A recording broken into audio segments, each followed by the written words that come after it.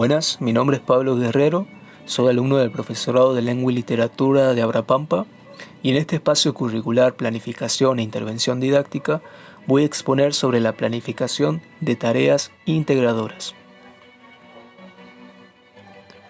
Para comenzar, se debe saber que cuando hablamos de tareas integradoras, hacemos referencia a las tareas, y valga la redundancia, que integran los contenidos, habilidades, hábitos, valores y posibilita que el estudiante aplique los conocimientos adquiridos a la realidad que va a ser objetiva, ¿sí? Ustedes podrán ver en esta imagen que se pregunta ¿por qué integrar? Y nos dan diferentes tipos de razones. Por ejemplo, para fomentar el trabajo cooperativo, facilitar el contacto del estudiante con la realidad, es decir, con lo social, con su contexto, ayuda a integrar los aprendizajes previos con los aprendizajes nuevos, reduce la fragmentación del conocimiento en asignaturas académicas, ¿sí? Ahora va a ser como un todo, estimula niveles más elevados y complejos del pensamiento, favorece el aprendizaje significativo e involucra al estudiante en un aprendizaje más activo, ¿sí? Estas tres últimas razones tienen una conexión, ya que el alumno, al ser un estudiante más activo, va a ser capaz de ser un estudiante más crítico, ¿sí? Va a analizar y de esa forma va a llegar a un aprendizaje significativo y también a pensamientos más complejos.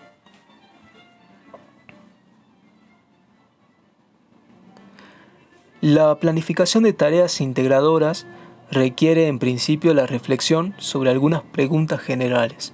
Es decir, cuando nosotros vamos a realizar esta planificación, debemos cuestionarnos, ¿sí? Por ejemplo, ¿cómo se puede enseñar aquello que vale la pena aprender? ¿Qué tópicos tratar y cómo estructurarlos? ¿Tienen los temas una relevancia amplia dentro y más allá del propio contexto disciplinar? De lo que ya se aprendió, ¿qué se puede utilizar para resolver un problema? ¿Qué teorías servirían para argumentar la naturaleza del problema que se intenta resolver? ¿Qué se deriva del nuevo conocimiento? ¿Cómo trabajar con los estudiantes sobre las partes difíciles del conocimiento? ¿Y qué es lo que lo hace difícil? ¿Qué relaciones existen con otros conocimientos y con experiencia en los que han participado los estudiantes? ¿Qué caracteriza el nuevo conocimiento? ¿En qué medida este conocimiento obtenido es un nuevo punto de partida, ¿sí? Para generar nuevos saberes, preguntas, capacidades? ¿Ayuda a los estudiantes a ver el mundo de una manera diferente? ¿De qué modo los estudiantes podrían recibir una retroalimentación que va a ser enriquecedora en tiempo real y orientada hacia la comprensión?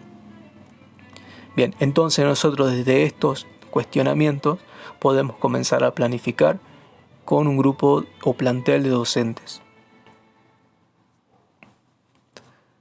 Desde el enfoque de aprender a aprender, Chacón, este autor, propone que las prácticas de enseñanza de los docentes deben poner el foco en la integración de las diversas disciplinas.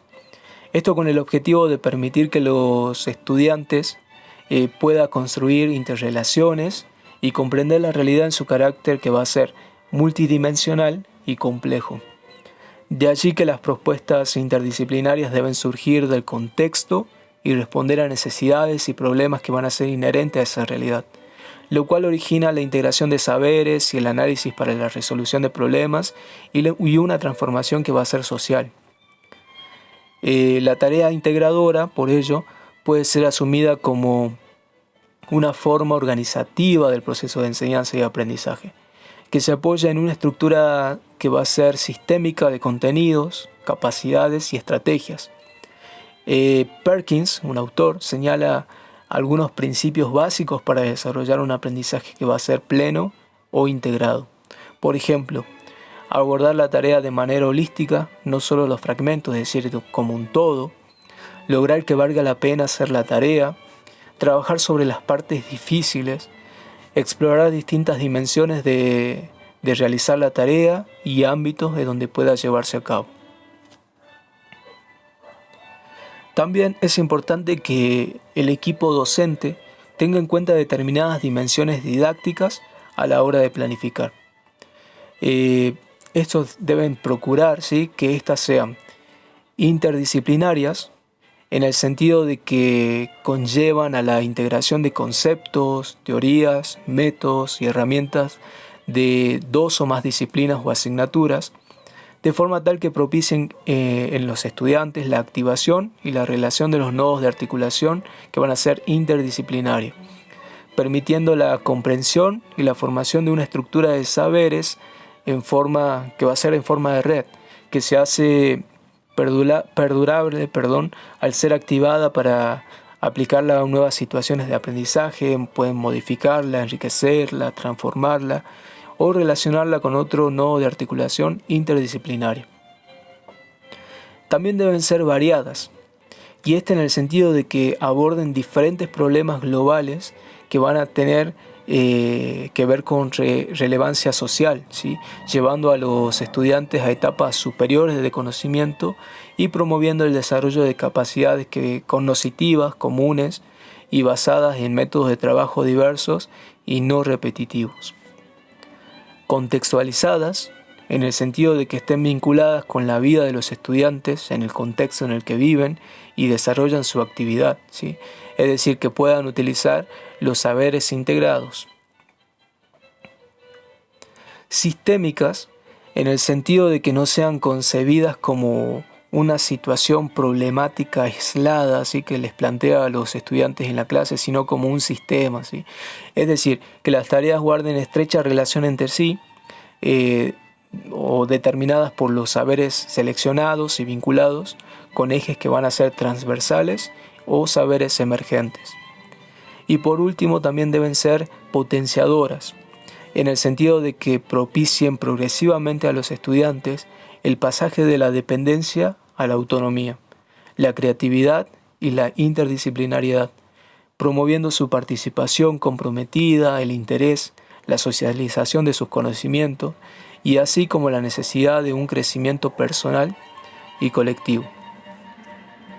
Por último, se debe tener en cuenta que para planificar, ¿sí?, a la hora de planificar las tareas integradoras desde la interdisciplinariedad, es imprescindible que el equipo docente, el staff docente, tenga en cuenta las relaciones internas entre estas tareas y los componentes didácticos del proceso de enseñanza y aprendizaje, como así también los sujetos que intervienen en el proceso y sus relaciones, ¿sí?, que puede ser docente-estudiante, estudiante-docente, docente-grupo, estudiante-grupo, y por ser quienes los llevan a la práctica. Estos van a ser los que los llevan a la práctica.